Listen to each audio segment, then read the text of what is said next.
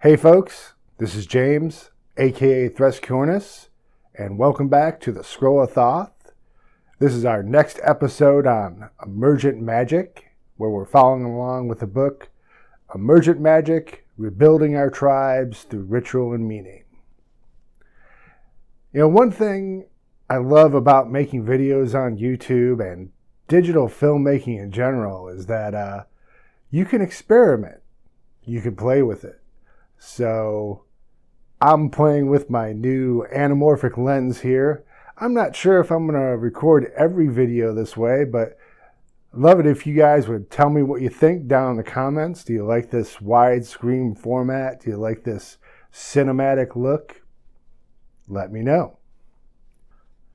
Speaking of Emergent Magick, don't forget that me and a lot of the EMK crew are going to be at Toad Fest. That's in French Lick, Indiana, July 2nd through the 4th at Our Haven Nature Sanctuary.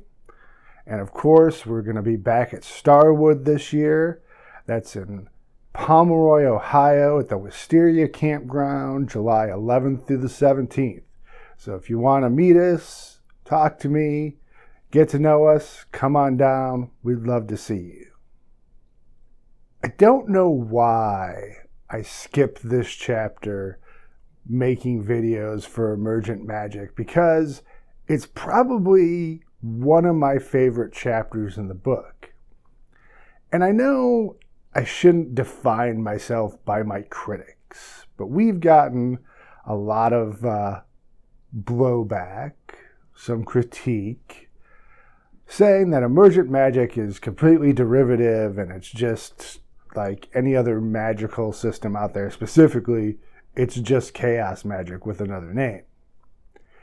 But I think this chapter in particular proves that wrong, because in this chapter we talk about Emergent Magick and its purpose.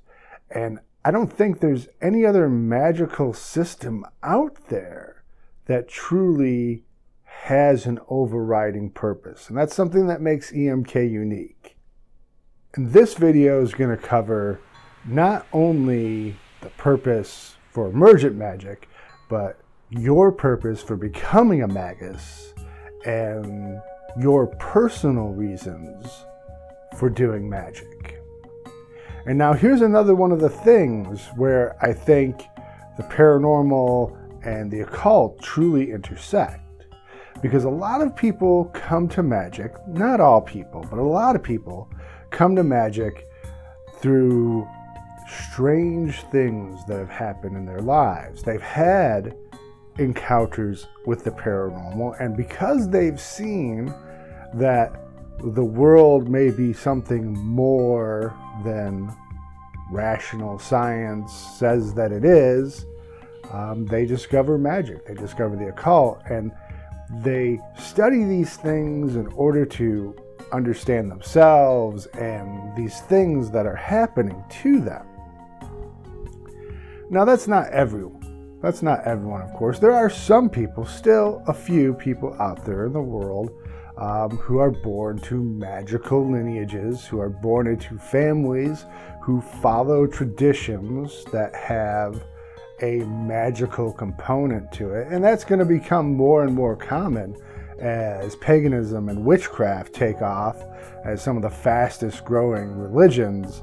You're going to see more and more people who grew up with magic being a part of their lives. But once again, that's not a requirement either for becoming a magus.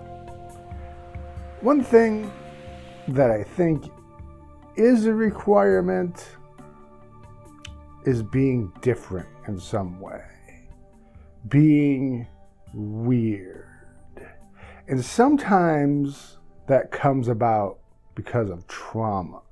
Something that happens in a person's life where they realize that not everything is what they think it was, and they are not the person that they thought they were.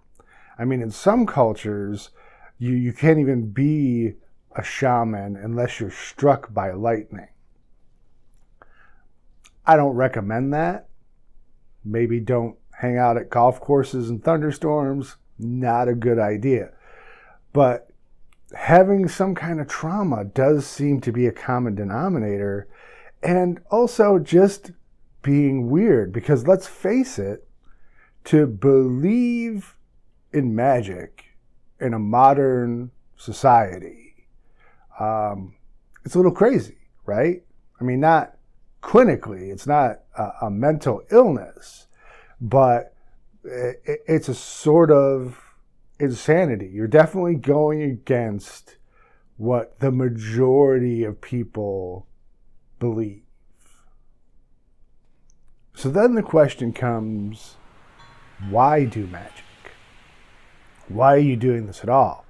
Now, I think there's a lot of people who have this belief that magic is going to get them things that they want in their life, wealth, power, love, and they think that magic could be the easy way to do that. It's not, because being a magus is not easy. There's a lot to it. There's, of course, to be a good magus requires skill, practice, training. To be a good magus requires dedication. So it's certainly not the easy way to get what you want. But that being said, it's not a terrible reason to become a magus. In Emergent Magick, we call this type of magic, the kind of magic that causes change in the world for your benefit, we call that operative magic. Now, some people will try to tell you that all operative magic is black magic, that it's evil, that you cannot use magic to get what you want.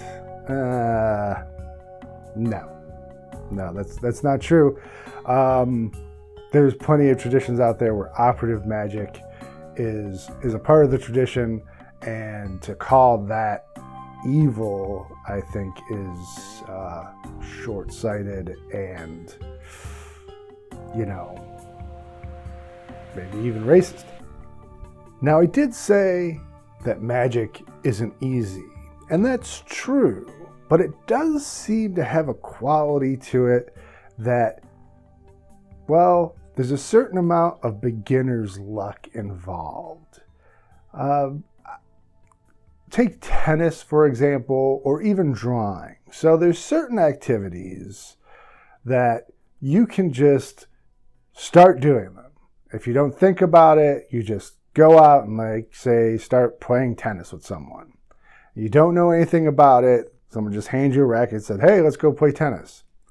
And a lot of times, that person will do fairly well. They're not going to be great. They're not going to be able to beat someone who's, very skilled at the game, but they hold their own. They do okay.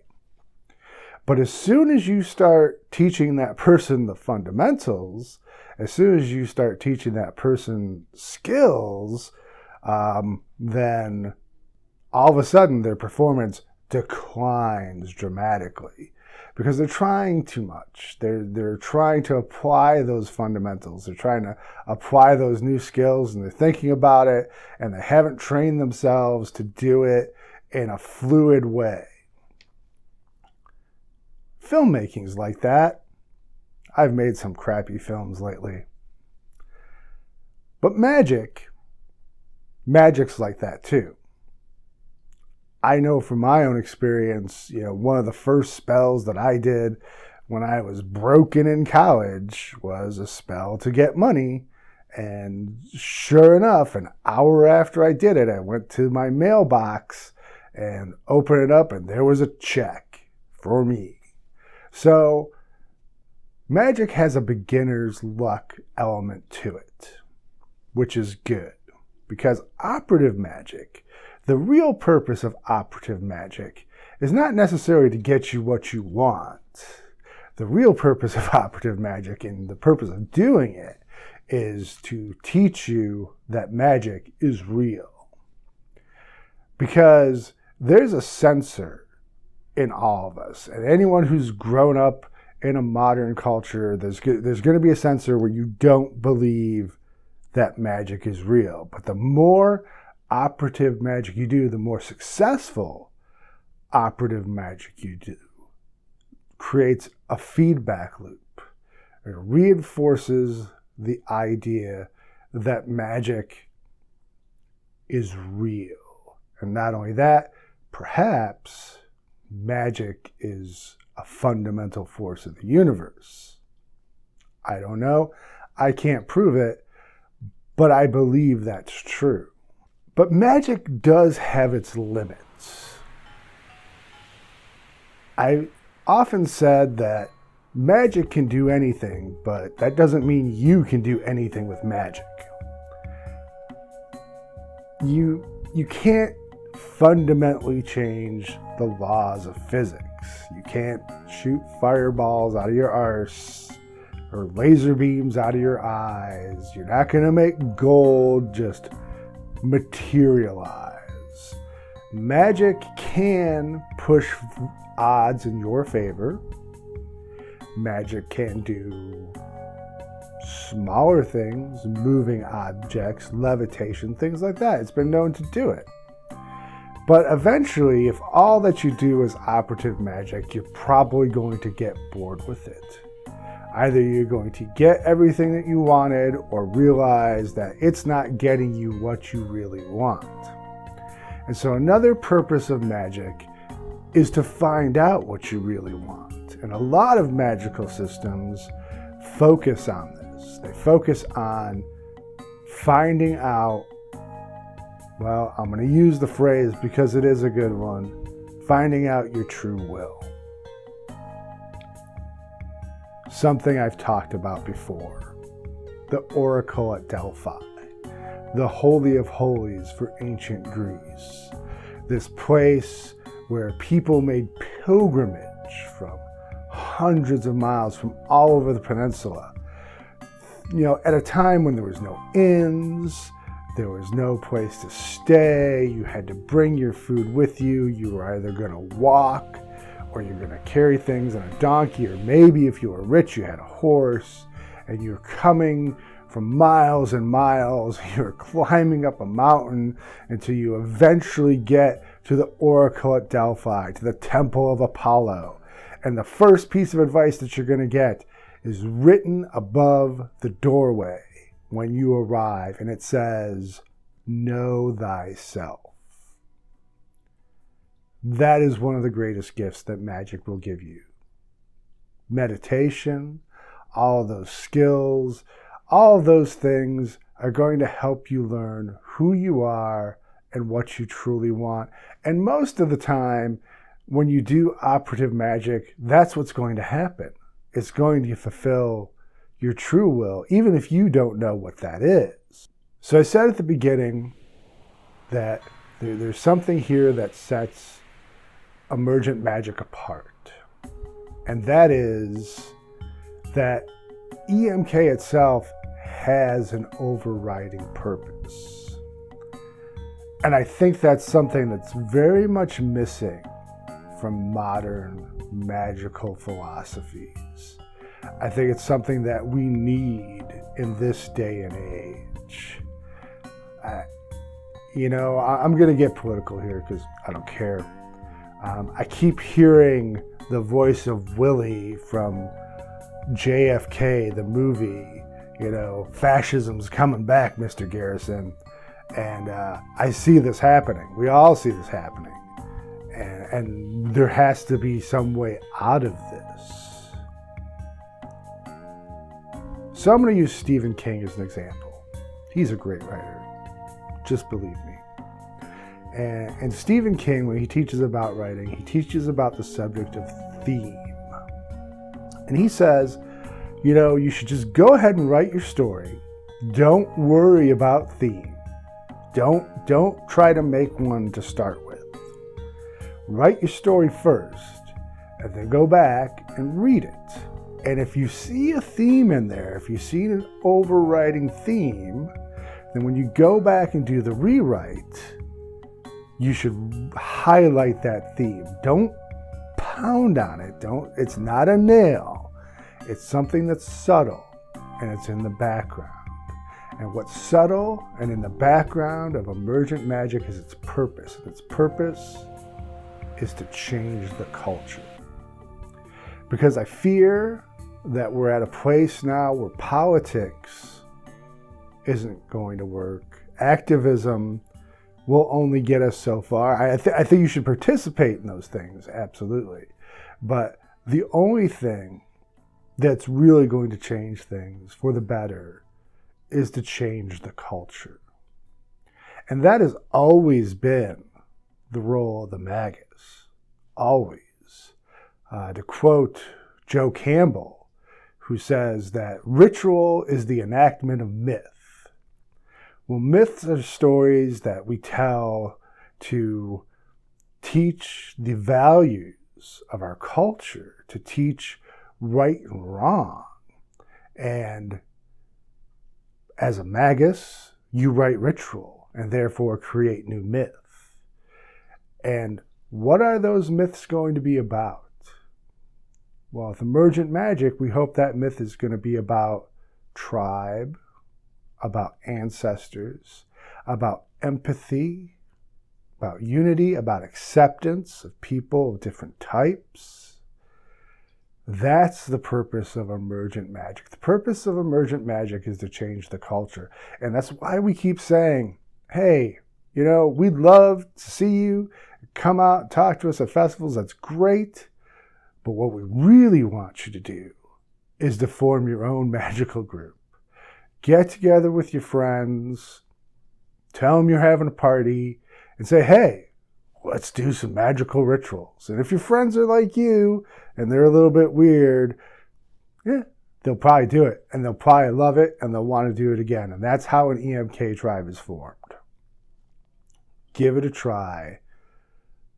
We think you'll like it.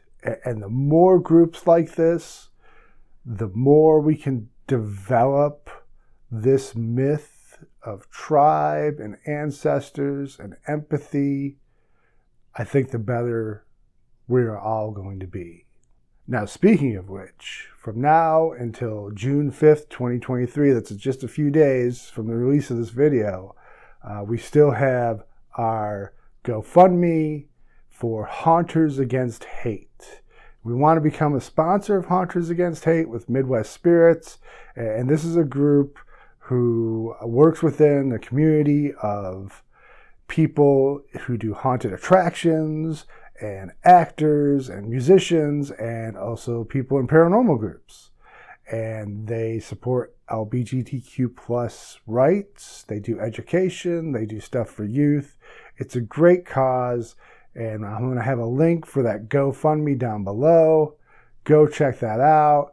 Of course, like and subscribe. That would be great if you enjoyed this video. And as always, thank you so much for watching, and we'll see you next time.